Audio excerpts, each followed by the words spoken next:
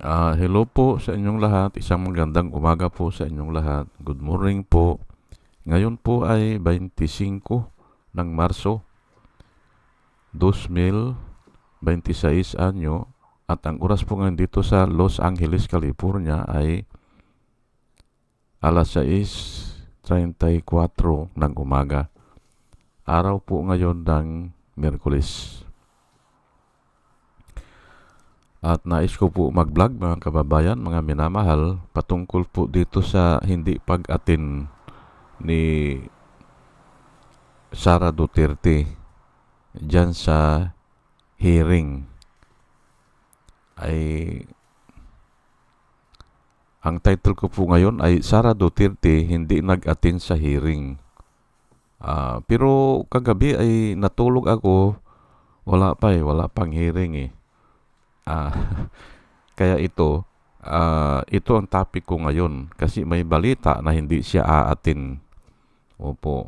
Ngayon, ngayong umaga, mga nagbubukas kasi ako, mga 5:30 ng umaga. Ay, ayun na nga, kasalukuyan na naghihiring. Wala talaga. Ngayon, ang masasabi ko po dyan ay guilty conscience. Kaya ayaw mag-attend o ayaw humarap o ayaw magsalita. Ganon guilty conscience. Sa konsensya po ha, sa konsensya. Hindi sa hatol ng hukuman. Kasi ang hukuman po ay iba po yan eh. Opo. Pero ay mas magtiwala na po ako dito sa salita ng Panginoon o sa Biblia. Kisa dyan sa ay kung minsan nasusuhulan po ang mga human court, di ba? Nasusuhulan po yan eh. At kanina nga pinakinggan ko yung si Rufus Rodriguez, pinakinggan ko ay walang direksyon yung pinaglalaban niya eh. Kasi sumulat yung isisingit ko lang po. Yun ang napanood ko kanina 5:30 ng umaga eh. Pagbukas ko siya nang nagsasalita eh. Si Rufus Rodriguez. Sa biglang tingin, tama yung sinasabi niya. Kasi sumulat po yung mga abogado ni Sara, sumulat na ang sinasabi ay hindi raw sila aatin kasi parang ang konstitusyonal o wala sa hulog yung hearing. Yun ang sinasabi nila. Ay ang sabi ni Rupos ay dapat daw sagutin o ipatawag sila at mag-explain sa kanila o may order o orderan nila. Ay nung napansin ng iba na ay hindi dapat ganun. Hindi ay nung napansin ko rin na ang gusto ni Rupos ay magdadaldal yung mga abogado dyan. Di talo na sila, hindi ba? Kung nagdadaldal ang mga abogado dyan, ay magagaling po ang abogado eh. Dadalhin ka sa topic na parang totoo. Pero hanggang bunganga lang yun. Hanggang bunganga yun. At isinulat ko nga doon sa comment ko, doon sa YouTube na napanood ko, nag-comment ako doon, matuto kasi kayo kako, let us learn the lesson from oil exporting countries, yung OPEC. Pag nag-meeting sila, desisyon agad. Yun ding araw na yun o yun ding oras na yan. Nagdidesisyon sila. Opo. Pag nag-meeting sila, itataas ba natin ang krudo o tapos na. Hindi ba? Ngayon, ano po ang napag-alaman ko o yung lesson na nakuha ko sa kanila? Kasi nung nasa Saudi ako, pinapanood ko po sa TV yan eh. Paano sila mag-meeting yung mga oil exporting countries. Oh, ang agenda nila ay tataasan ba natin ng presyo? O ganun eh. Ang mga meeting nila eh. Ngayon, ay marami pong nanonood. Mga miron na andon. Nanonood sila. Pero hindi sila pwedeng sasabat. Hindi pwede. Kung mayroon silang suggestion, kung mayroon silang katanungan, isusulat nila sa papel at ibibigay nila doon sa member. Kung kakilala nila ang member at tanggapin at babasahin, maswerte sila. Pero kung wala silang kakilala, ay kahit na sumulat siya o kahit na mayroon siyang magandang idea, hindi po siya makapagsalita o hindi sila pwedeng sumabat doon sa meeting. Ganon po yan. Ay ito ngayon, si Rufus Rodriguez Kanko, doon sa comment ko, doon sa YouTube, ay bakit pa sasalitain yung mga abogado ni Sara dyan? Hindi ba? Hayaan na lang natin sila. Tama yung sabi ni Siljukno eh. Pananaw nila yan na ang konstitusyonal ang ginagawa, bahala sila. Pananaw lang nila yun eh. Oo. Bahala sila. Ngayon, kung gusto nilang sagutin, separate topic yan. Sabi ni Siljukno at saka ni Dilima. Ay bakit bibigyan natin sila ng dito, plataforma, hindi ba? Stage, hindi ba? Bibigyan sila ng stage, ay matatalo sila kasi nga magdadadaldal lang yun eh. Yung mga abogado eh. Hindi ba? Oh. Sa biglang tingin, parang ang totoo. Pero hindi.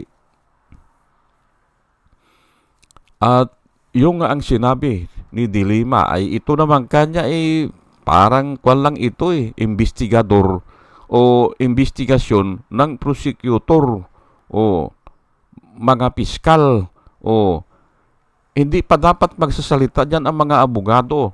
Ginaguide lang yung akusado o yung nagsasampa ng kaso. O ginaguide lang 'yan doon sa piskal. Ang proper trial talaga ay doon na sa judge, sa harapan ng judge. Ayun po. At doon na ang talagang pwede nang tanungin yung mga mga kung sino man yan, mga involved dyan. Hindi ba? Yun po ang napansin ko kanina. Pero tuloy-tuloy pa hanggang ngayon at siguro bukas na lang ako mag-comment. Sa ngayon ay dito na lang po ako magko-comment. Dito sa bakit ayaw umatin ni Sara o ayaw niyang humarap. Samantalang noon ay ang sinasabi niya ay pinupolitika lang siya. Adi yun ang sabihin niya dyan. Hindi ba? Samantalang noon ay ang sabi niya ay wala daw mga ebidensya o gawa-gawa lang daw. Di harapin niya. Mas madali nga eh. Hindi ba? Kung totoo man na gawa-gawa lang yung kaso. Ay pero nga ay ayaw niyang harapin kasi nga ang nakasulat po sa Biblia ay ito nga. Babasahin ko na Proverbs 28 verse 1. The wicked flee when no one pursues, but the righteous are as bold as a lion. Yan po ang nakasulat. Pinili ko itong version na ito kasi mas madaling intindihin. The wicked flee, but the righteous or the innocent is as bold as the lion. Kung sa iba, hindi wicked ang tawag eh. The guilty plea. The guilty plea, but the righteous or the innocent is as bold as the lion. Yan po. At galing po ito sa salita ng Panginoon po ito. Opo. At ngayon ay hindi po pwedeng sabihin na mali ito. Kasi ang Diyos po ang gumawa sa atin eh. Ang Diyos ang lumikha sa atin. Ngayon, lahat ng ating kahinaan, lahat ng ating damdamin, alam niya. Alam niya kung nalulungkot tayo. Alam niya kung masaya tayo. Alam niya kung guilty tayo. Alam niya yan. Kaya nga ito, tama ito, the guilty plea. But the innocent is as bold as the lion. Ayan po eh. Talos niya, ang ating laman ng ating damdamin. Kaya pwede niyang sabihin yan at reliable po yan at tama o true and correct and is reliable or can depend on. Itong salita ng Panginoon. Ano ang masasabi ko dyan? Ay guilty conscience. Konsensya lang po ha, hindi ko sinasabi na hinatulan na siya ng korte. Ay pero wala na po akong tiwala sa korte eh. Wala na. Tama na lang yan na ma-expose siya. Tama yan na ipaalam sa mga tao. Tama na yan. At yan naman ang nakasulat sa Biblia. Ang nakasulat po sa Biblia ay do not participate. Huwag kayong makipag-alyansa o makipag-participate sa unfruitful work of evil. Ayan po nakasulat sa Biblia. Do not participate in the unfruitful work of evil, but rather expose them. Ayan po ang pinakamabisa na panlaban sa korupsyon. I-expose lang natin sila. Ayan po. Ngayon ay alam natin na ang mga huwis ay tumatanggap ng suhol kasi nga ay Diyos din ang nagsabi na mga huwis o mga judges o yung mga pinuno na umaaktong judges kasi nga sa ibang countries po, sa ibang lugar, ang customary nila ay yung hari na rin ang judge o mayroong participation doon sa judgment.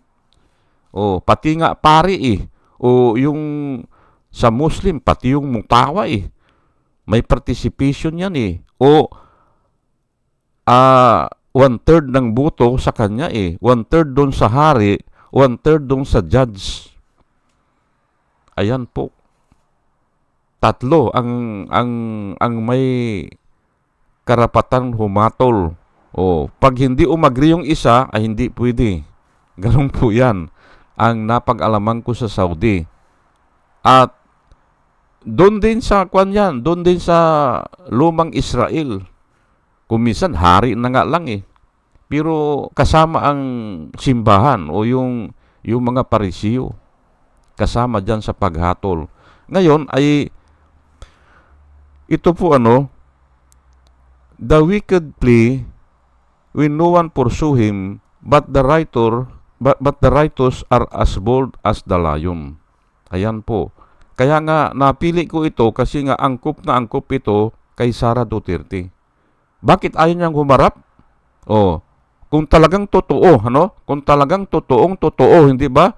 Kung tiwala talaga sila na gawa-gawa lang yung kaso, hindi ba?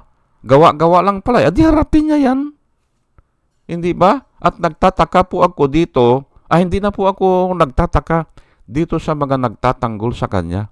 Hindi na po ako nagtataka. Kasi nga, mga bayaran yan. Mga bayaran. Opo. Mga bayaran lang. Ako, itinigil ko na yung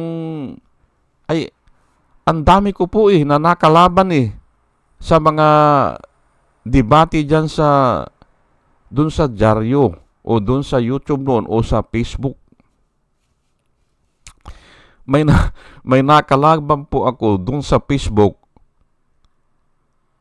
2 estudyante ko pa sa engineering dati. That is 20 years ago. Estudyante ko sila 20 years ago. Ay nakalaban ko sila. Pero nahuli ko din na mga bayaran lang sila. Opo. Nagtatag sila ng grupo. Mga 14 sila o 15 ganyan o 12. Nagtatag sila ng grupo. May puno sila at yung puno ang nagkukuman sa kanila. Kasi bandang uli, hindi na nila ako sinasagot At napansin ko ang sumasagot, yung puno na nila. Ayun po estudyante ko po yan ng 3 taon. sa engineering. At mga engineers na po ito ha, pero ang nagtataka ako, bakit pumatol sila sa ganon? Aywan ko kung ilan ang ibinayad sa kanila, pero ganon po eh. Kaya nga, ang sinasabi ko, itong nagtatanggol lang kay Sarah, mga bayaran yan. Huwag nyo nang patulan yan. At saka wala naman silang pinaglalaban eh. Wala eh.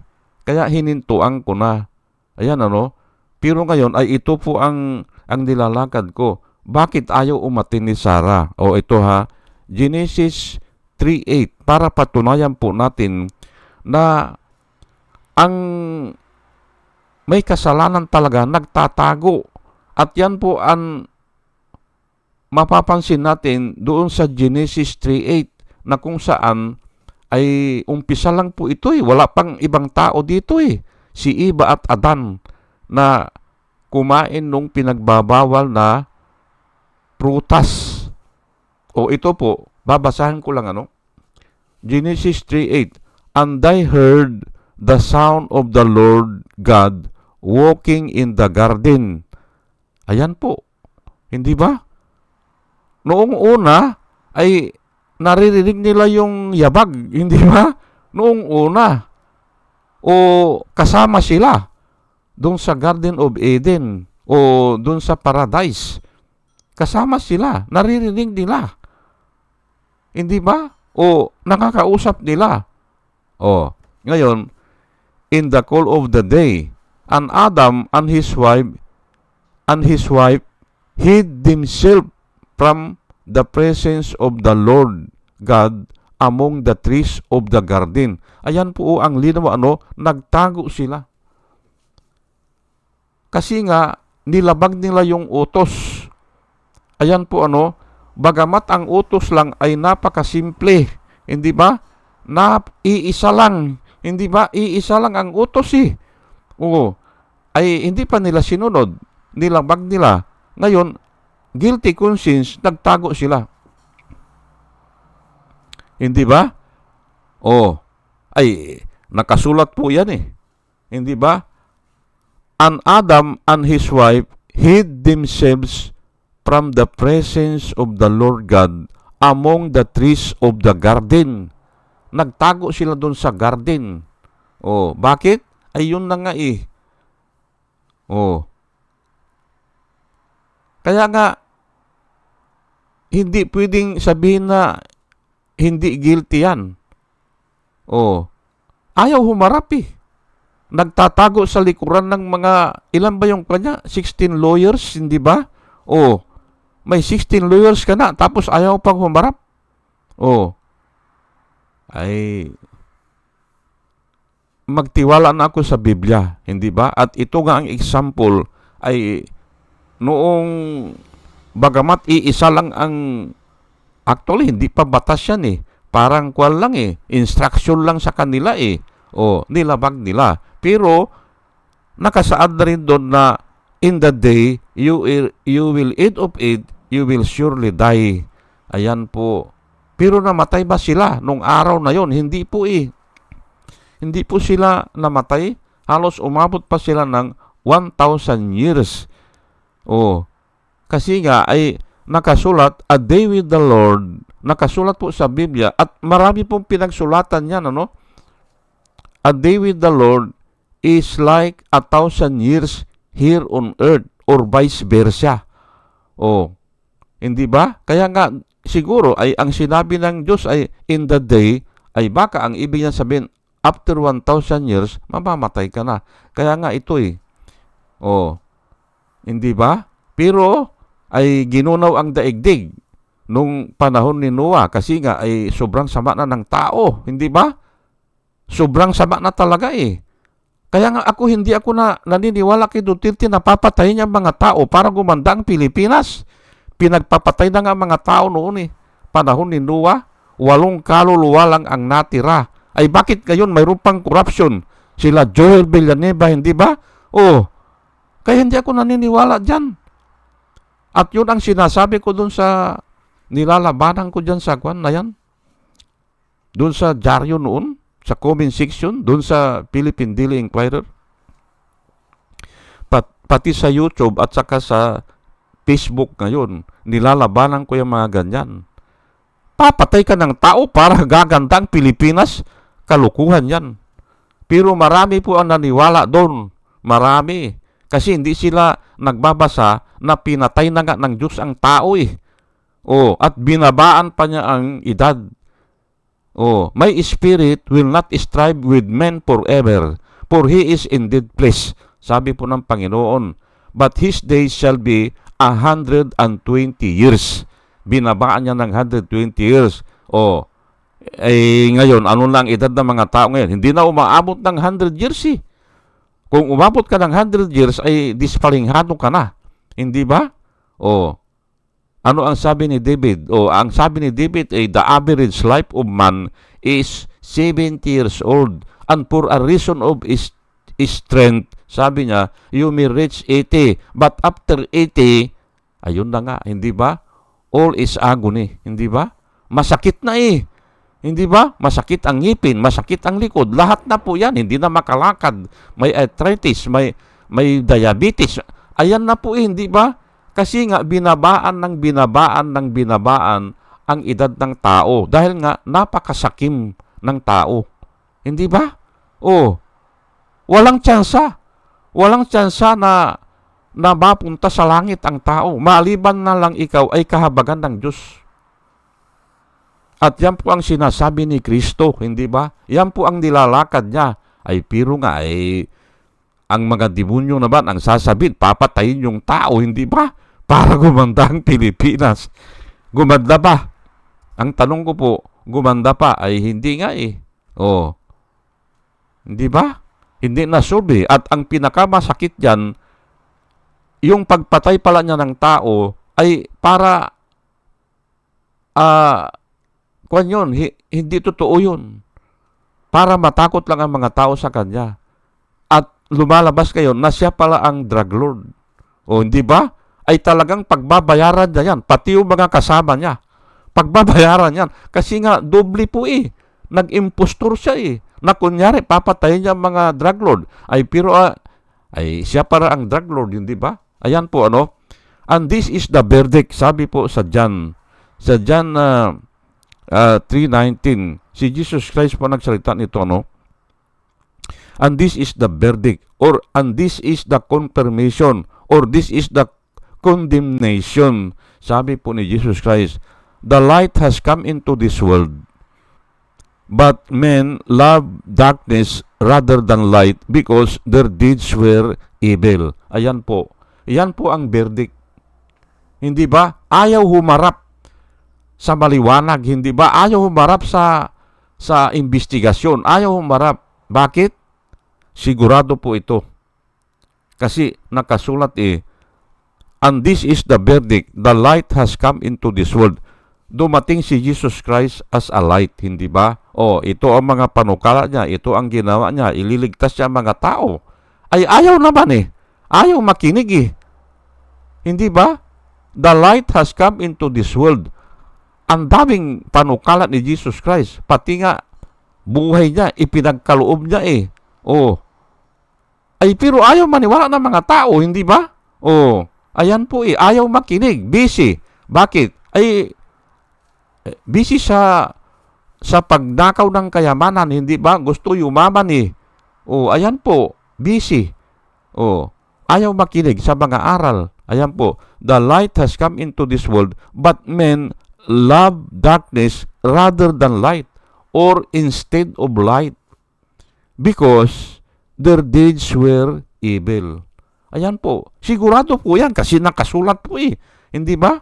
Sige po at hanggang dito na lang po at bukas siguro tatalakayin ko yung mga kaganapan dyan. Pero pipili lang po ako ng mga topic ganito po ako Hindi ko inaalisan pero isang topic lang At dalayan ko po sa Panginoon bago po ako mag-umpisa ay sana tayo ay bigyan ng wisdom ng Panginoon sa ating pakikinig. At muli mga kababayan, mga minamahal, isang magandang umaga po sa inyong lahat at salamat po sa inyong pakikinig. Salamat po ng marami. Salamat po.